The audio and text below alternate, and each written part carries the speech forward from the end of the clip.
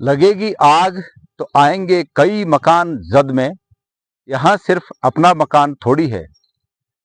राहत इंदौरी साहब के शायरी के इस अंश को मैं उत्तराखंड में व्याप्त और उत्तराखंड में जबरदस्ती सरकार के द्वारा प्रदेश को भ्रष्टाचार के दलदल में धकेले जाने के दुष्परिणाम स्वरूप जो रिजल्ट उसका होगा उसके संकेत के रूप में इस शायरी को मैं प्रस्तुत कर रहा हूं कि लगेगी आग तो आएंगे कई मकान जद में, यहाँ सिर्फ अपना मकान थोड़ी है। साथियों, ये सर्वविदित है कि वर्तमान भाजपा की सरकार प्रदेश में एक पूरी तरह आकंठ भ्रष्टाचार में डूबी हुई है और अब तो अति हो गई है कि भ्रष्टाचार को रोकने वाले अधिकारियों पर गाज गिर रही है। ताजा उदाहरण आज ये जानकर बड़ा दुख हुआ और आश्चर्य भी हुआ कि एक आईपीएस अधिकारी ने एक थानेदार को किसी मामले में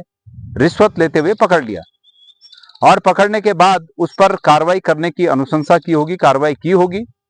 लेकिन सरकार के द्वारा उस जो पकड़ा गया जो कल्पित अधिकारी जो आरोपी अधिकारी था, उस अधिकारी को पूरी तरह सरकार के द्वारा बचाव किया गया। क्या प्रदेश की जनता ने इस सरकार को, इस भाजपा की सरकार को इसीलिए चुना था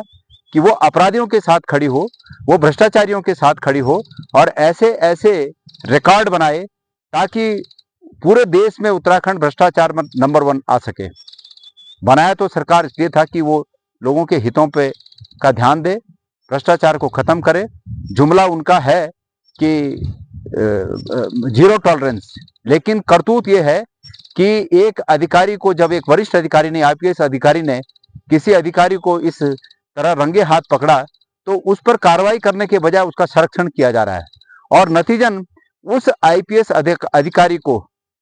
जिसका कि राजनीतिक हलकों में आज बड़ी चर्चा है, उस अधिकारी को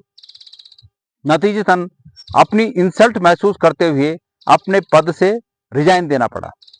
आईपीएस की सेवा से रिजाइन देना पड़ा। मैंने सुना है कि उन्होंने रिजाइन देने की पेशकश की है या रिजाइन दे दिया है, लेकिन सरकार को बिल्कुल शर्म नहीं आ रही है। इस सरकार को, और अगर जरा भी शर्म है, मुख्यमंत्री धामी जी, अगर जरा भी सरकार को शर्म है, आपको जरा भी इसमें महसूस होता है तो तत्काल उस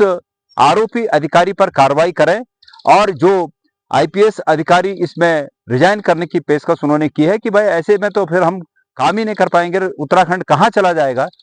कि किस तरफ जा रहा है, ये व्यथित होकर उन्होंने जो इस्तीफा दिया है उनको मना बुझाकर वापस सेवा में लिया जाए। हमें ईमानदार अधिकारियों की जरूरत है, प्रदेश को ईमानदारी की जरूरत है, प्रदेश को ईमानदार सरकार की जरूरत है। मैं कई बार कह चुका हूं कि सरकारें आती जाती रहती हैं, लेकिन भ्रष्टाचार की ऐसी परंपरा न पड़े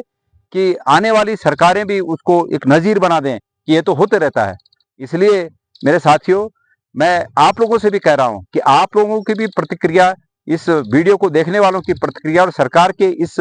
कारनामे को महसूस करने वाले और सुनने वालों की प्रतिक्रिया सरकार के खिलाफ जबरदस्त रूप में होनी चाहिए। क्योंकि मैंने जो पहले कहा कि अगर लगेगी आग तो आएंगे कई मकान जद में, यहाँ सिर्फ अपना मकान थोड़ी है। तो इसलिए सरकार के ऐसी करतूतों पर मैं प्रदेश के जागरूक लोगों का रिएक्शन चाहता हूं। आपका बहुत बहुत धन्यवाद।